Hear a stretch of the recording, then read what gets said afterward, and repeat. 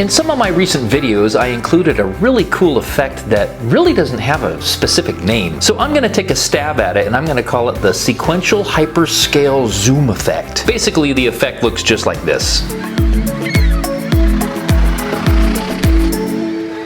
I was happy to find that a lot of you were really curious as to how I did that effect, so I'm going to show you how. Coming right up.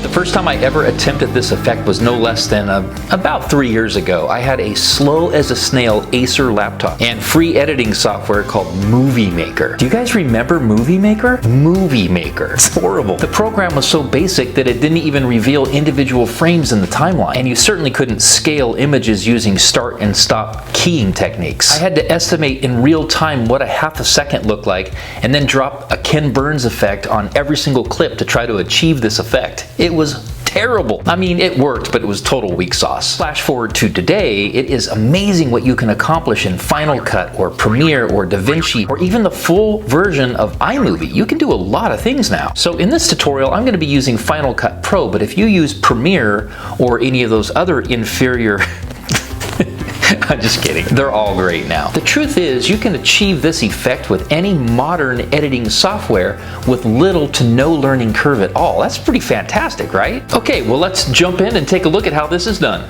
The first thing to do is choose the clip that you want to use to launch this effect from. Then choose the clip that you want the effect to end on. The money shot, the hero shot, if you will. You know what I'm talking about. After that, select the desired clips to be included in the sequence. Drag them into the timeline between the previously selected clips in the exact order you want them to appear and trim them down so that they're only 3 to 4 frames in length. Now keep in mind that if you edit on a 24 frame per second timeline, you really want to keep this effect to no more than 3 frames per second.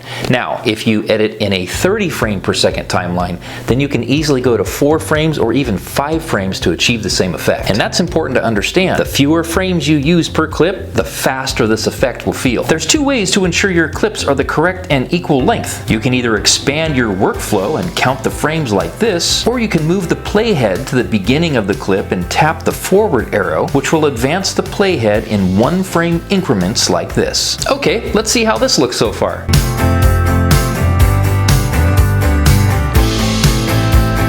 Pretty cool, but it's missing something. It doesn't really look like a sequential zoom. It looks more like a sequential bore. Oh, it's missing that dramatic hyperscaling component. So let's just fix that. Set the playhead to the beginning of the first clip in your sequence and open up your effects panel to reveal where you can adjust the scale. Here you'll need to set a keyframe for both the X and Y axes.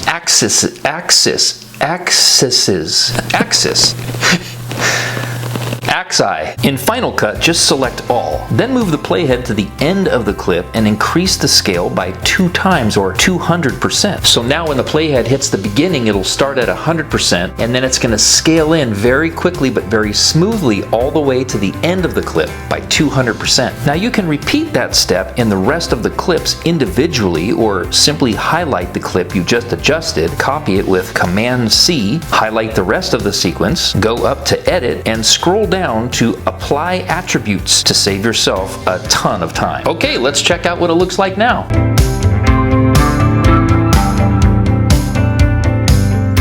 I like it, but there's something a little bit too abrupt about the way it kicks into the effect and then comes out of the effect. Does that make sense? Of course it does. Let's fix that. To fix this, simply go back 3 to 4 frames from the end of your launching or leading clip, set an XY axis keyframe like before, advance to the end of the clip and increase scale by 200%. Then move the playhead to the beginning of the final clip or hero shot, set the same keyframe, advance 3 to 4 frames and increase scale by a tad and it will smooth out the ending like butter. Now let's check it out.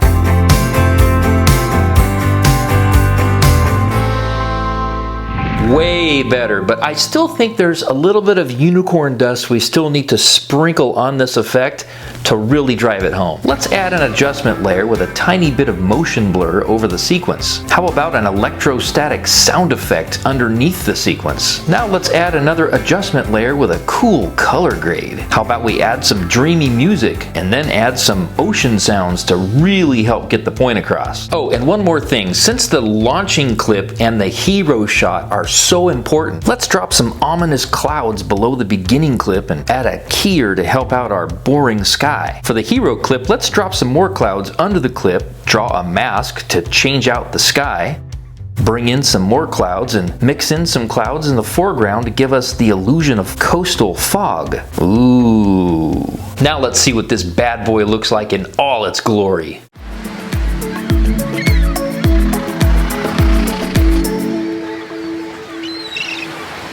Come on, seriously? That was cool. But we're not done yet because I want to give you 3 things to consider when implementing this effect. Number 1, use the effect sparingly. You don't really necessarily want to be starting off all of your beach vlogs looking like this.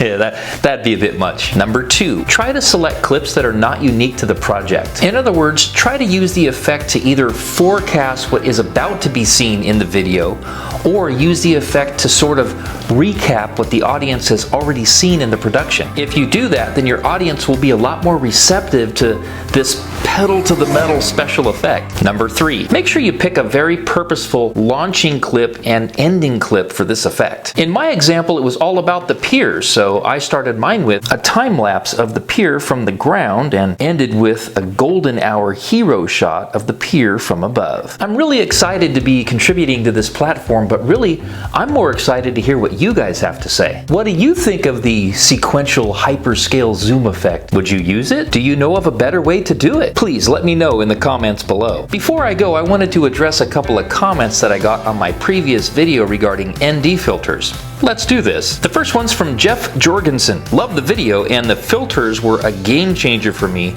Glad you turned me on to them. You're welcome, Jeff Jorgensen. You make great videos. The next one's from Eric Goslin. Hey Bryan, this was one of the most tech geeky videos I've ever seen. I really don't know anything about ND filters, but watched it because you told me to. Eric, you're not supposed to say that part. Doyle Terry writes, hey Bryan, great information. I don't use them enough. Thanks for the video. You're the best. I'm not even close to the best, but I appreciate you saying that. From Dale Simmons, yo, Bryan, been using NDs for years. It's kind of don't leave home without it. Yeah, especially for you, Dale, with all those crazy outdoor kayaking videos you do. Greg Fernandez writes, great video. All your videos are amazing. Now, he did say more after that, but we're just going to leave it at that. Hey guys, thank you so much for watching, and please subscribe so I can be sure to catch you on the next one.